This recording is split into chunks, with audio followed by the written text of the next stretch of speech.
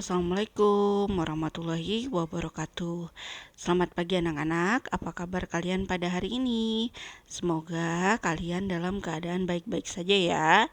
Nah, berikut ini kita akan melanjutkan materi berikutnya. Beberapa minggu lalu kita sudah belajar tentang konfigurasi elektron dan bagaimana menentukan bilangan kuantum. Untuk selanjutnya, kita akan belajar tentang elektron valensi dan menentukan golongan dan periode dari suatu unsur. Setelah ini kita ulangan, jadi belajar dengan giat tentang materi ini ya. Jangan lupa cek-cek video-video sebelumnya. Baik, kita mulai di slide pertama. Yuk, kita mulai. Baik, kita akan mulai dengan definisi dari elektron valensi sendiri. Jadi, elektron valensi itu adalah elektron yang berada pada kulit elektron terluar. Jadi, kalau misalnya ada atom nih ya, di tengahnya kan inti atom, terus ada kulit-kulit yang berisi elektron. Nah, kulit yang terakhir, yang isinya elektron terakhir, itu disebut dengan elektron valensi. Nah, lalu bagaimana menentukan elektron valensi? Yang pertama, kamu harus menentukan dulu yang pasti konfigurasi elektronnya ya. Nah, setelah kamu membuat elektron valensinya, cek elektron yang ada di kulit terluar. Nah, itu adalah elektron valensinya.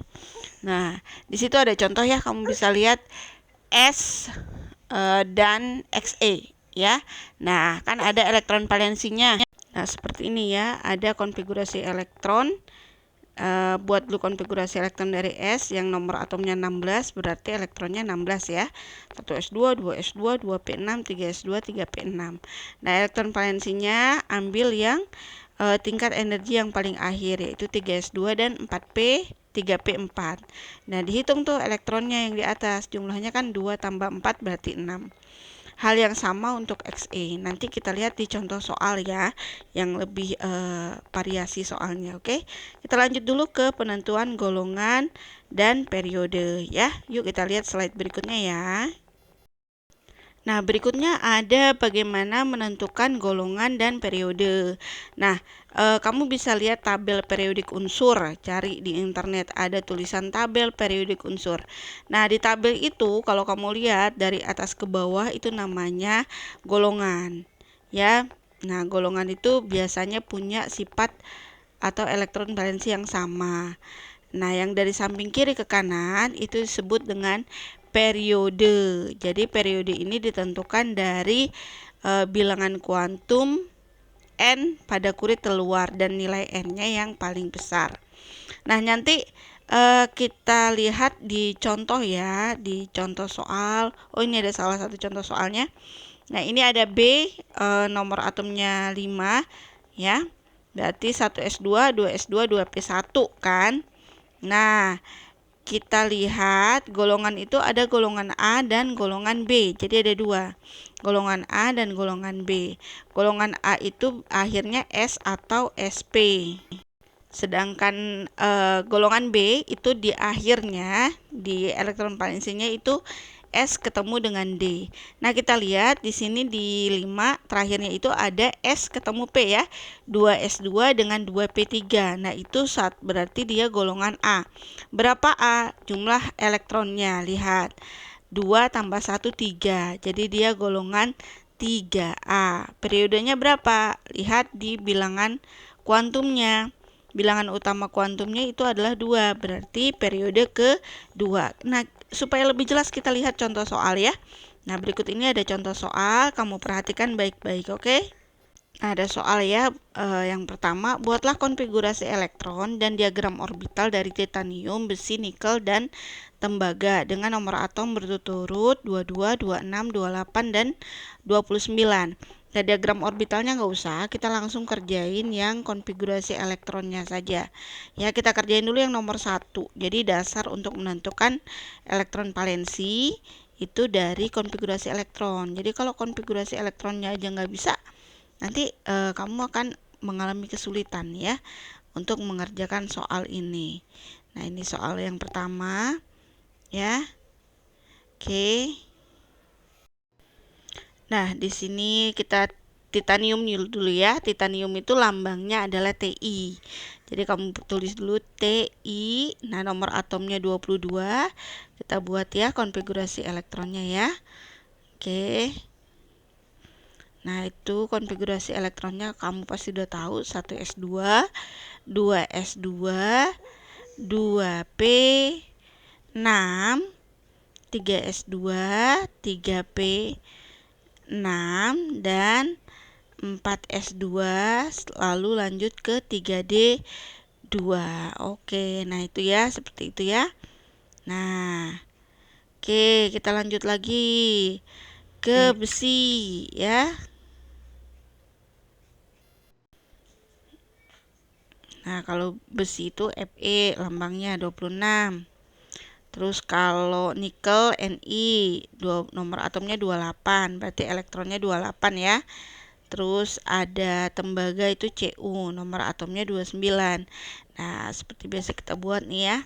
1s2, 2s2 sampai nanti 26 jumlahnya. 3s2, 3p6, 4s2. Nah, ini 3d6. Lanjut ke Ni yang 28. Ya pasti nggak jauh-jauh akhirnya dari 3D ini ya. Nah, terus 3P6, 4S2, terus terakhir 3D8. Cu atau tembaga itu 29, pasti 3D9 ya akhirnya ya. Nah, 3S2, 3P6, 4S2, 3D9. Nah, cuman pengecualian ya untuk yang ini nggak boleh penulisan seperti ini karena dia tidak stabil ya. Nah, yang boleh itu, nah kita lihat kenapa sih nggak stabil tuh ya. Nah, kalau S kan kotaknya 1 ya. Nah, sesuai dengan aturan Hun, kita isi dulu yang jomblonya ya di 3D itu kan kotaknya 5D. Nah, yang 1 tuh jomblo ya. Nah, yang lain itu kan sudah berpasangan. Nah, ternyata yang satu ini tidak boleh seperti itu, dia tidak stabil. Orang lain pasangan kok aku enggak, kata dia. Nah, yang boleh itu ya kita sumbangin 1, yang 4s itu kan energi tertinggi. Dia nyumbang 1 elektron ke 3D yang energinya lebih rendah dari 4s. Nanti dia akan lebih stabil ya. Nah, oke. Kita lihat ya sesuai dengan aturan Hun. Tuh 2, 3, 4, 5. Nah, ini 4S-nya kita sumbangin 1 ke yang belakang yang jomblo tadi sendirian. Sehingga yang di 3D itu berpasangan. 4S nanti ada pasangannya lagi lah gitu ya istilahnya ya. Jadi 4S boleh jomblo dulu. Nah, kira-kira seperti ini penyelesaian soal yang pertama. Pengecualian di 4S2 3D9 ya. Nah, untuk soal nomor 2 ini tentang bilangan kuantum ya. Nah, berapakah terletak di orbital atau subkulit mana elektron tersebut? Dia punya bilangan kuantum 2. L-nya 1, M-nya +1. Kira-kira dia posisinya di mana? Kita bikin aja 2 gitu ya. Kalau L-nya 1 itu kan berarti azimutnya 1 ya. Yang azimutnya 1 tuh P, berarti kita bikin 2P. Nah, ini posisi elektron di magnetik yang nilainya +1. Ingat, P itu kotaknya ada 3 kamar ya. P ada 3. Ya, nilainya masing-masing yang tengah 0. Ya. Nah, kita mau tahu elektronnya berapa, caranya seperti ini ya. -1 dan +1 ya. Nah, ini ke atas ya. Ke atas dulu. Berarti kemungkinan bisa 2P3 atau 2P6. Itu ya, tadi kan udah jomblo karena elektronnya itu bisa di +1, harus di +1 ya. Nah, kalau dia spinnya -setengah berarti nanti kan harus yang ke bawah. Kalau yang tadi kan spinnya harus +setengah ya. Nah, ini masalahnya nggak ketahuan spinnya. Jadi kemungkinan dia bisa terletak di orbital 2P3 atau di 2P6.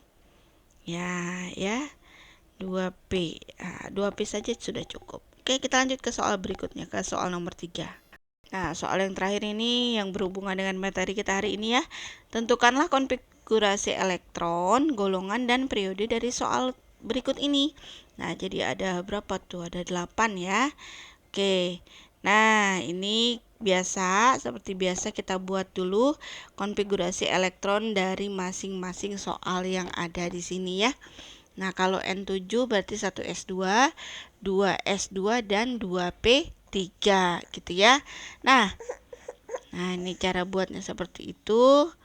Kita buat dulu. Nah, kita tentukan dulu berapa sih elektron valensinya ya. Nah, berapa sih elektron valensinya? Nah, saya kasih acuan di sini ya. Nah, sebenarnya nggak usah lihat dari golongan valensi bisa. Kita lihat dari golongan dan periode. Tadi kan golongan itu bisa golongan A dan golongan golongan B.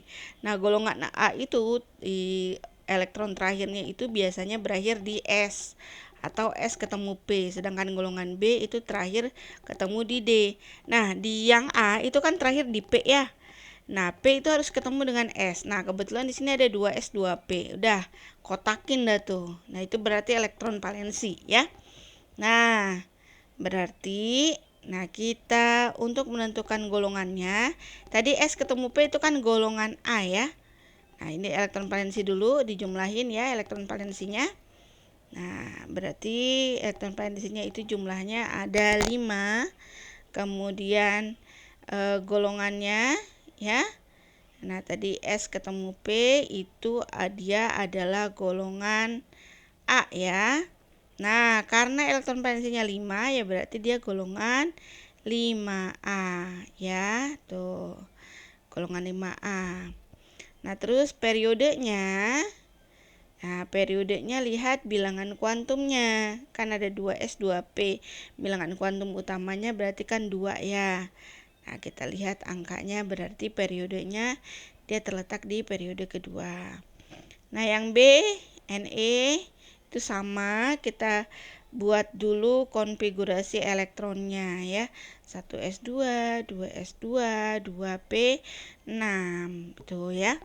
Nah, berarti elektron valensinya di S ketemu P ya. Nah, berarti 2 tambah 6 gitu ya. Nah, 2 tambah 6 itu jumlahnya 8. Oke, lanjut ke golongan. Nah, karena S ketemu P itu adalah golongan A, elektron valensinya 8, berarti dia termasuk ke golongan 8A. Nah, periodenya, karena bilangan kuantum di akhir itu adalah 2, maka dia berada di periode kedua. Nah, penulisan golongan itu pakai angka Romawi ya. Nah, oke, lanjut ya. Lanjut lagi ke SI ini 14 ya. Nah, sama tadi kita tentukan dulu konfigurasi elektronnya. Berarti 1s2 ya kan, 2s2, 2p6, 3s2 dan 3p2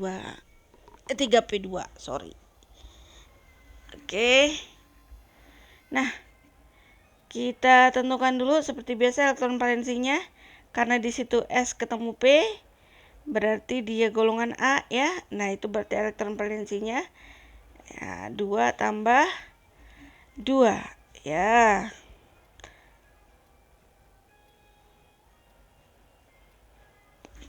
Berarti elektron valensinya adalah 4 ya. Nah, berarti dia karena S ketemu P masih di golongan A. Berarti golongan 4A. Periodenya karena angka bilangan kuantumnya di situlah 3, berarti periode ketiga. D15 sama ya. Nah, buat dulu seperti biasa konfigurasi elektronnya. Gitu. Nah, ini terakhir di 3p3. Berarti elektron valensinya S ketemu P ya. Terakhir 3s2 dan 3p3. Kita tinggal jumlahin 2 tambah 3. Oke, nah itu jumlahnya 5, berarti dia golongan 5A, periode ketiga. 3 ya. Oke, lanjut lagi ke yang E. E itu Cl 17 ya.